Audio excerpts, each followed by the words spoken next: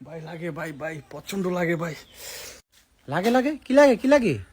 ভাই প্রচুর লাগে ভাই, প্রচুর লাগে ভাই, ভাই প্রচুর লাগতেছে। লাগে এটা কি? বলবা তো লাগে এটা কি? শালা শুরুটা করছি কি ভাই?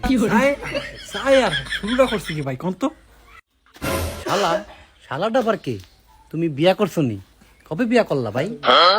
আরে ভাই এই শালা তো সেই শালা না ভাই, আপনি যেটা মনে করতেছেন ভাই। তাইলে আবার এটা কোন শালা?